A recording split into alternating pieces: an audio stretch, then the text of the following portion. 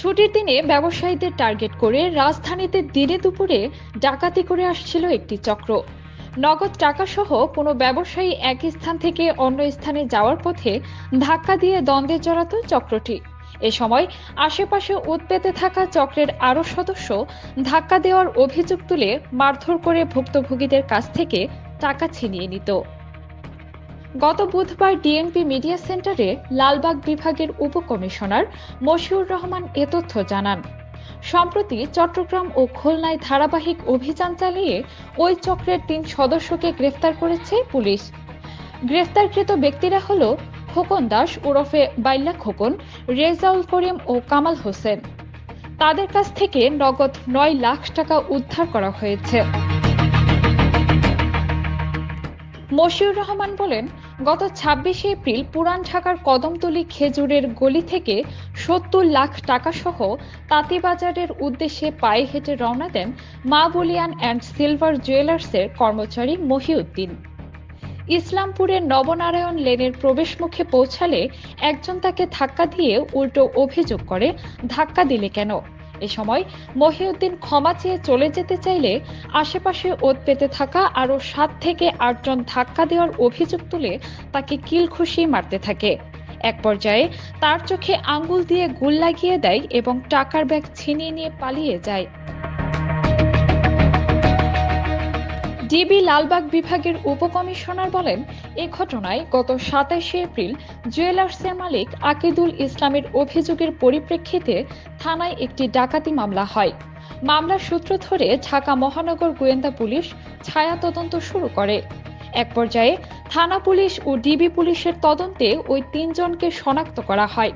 তিনি বলেন, পুরান ঢাকার ওই এলাকাগুলোতে প্রতিদিন শত কোটি টাকার বৈধ লেনদেনের পাশাপাশি অনেকেই হুন্ডির লেনদেন করে থাকেন। ডাকাতরা ছিল নিরস্ত্র, তারা একাধিক লোক ছিলেন, তাদের কাছে মলম ছিল এবং গুল ছিল।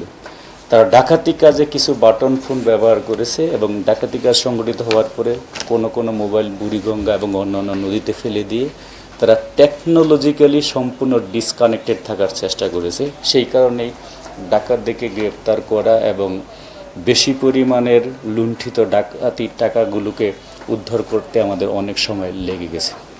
আমাদের ঢাকা মহানগর গোয়েন্দা কোতোয়ালি টিমের এডিসি ইয়াসিন আরাফাতের নেতৃত্বে একাধিক জায়গায় অভিযান চালানো হয়েছে।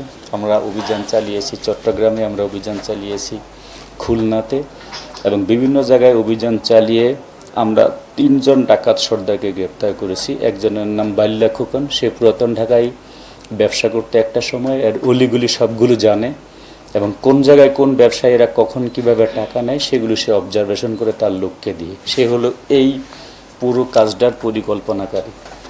এখানে আরেকজন আছে, তার নাম হলো রেজাউল করিম, সে হলো অপারেশনাল লিডার। সে একসময় পুরাতন ঢাকাতেই বিভিন্ন রকমের ব্যবসা করত। বহুগামী এই লোকটা একাধিক বিয়ে করে এবং সর্বশেষে সে সর্বশান্ত হয়ে গিয়ে এই ডাকাতি এবং ছিনতাইয়ের কাজে নিয়োজিত থাকে।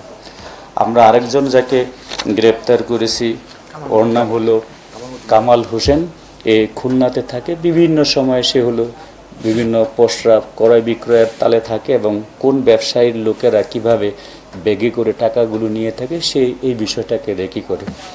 এদেরকে গ্রেপ্তার করার পরে আমরা তাদের কাছ থেকে প্রায় ৯.৫ লক্ষ টাকা উদ্ধার করেছি এবং কারা কিভাবে কোথায় বসে বসে পরিকল্পনা করেছে, কিভাবে তারা রেকি করে সর্বশেষে ওই জায়গাতে বসে ডাকাতিটা করেছে সেই পরিকল্পনাগুলো আমাদের কাছে বলেছে।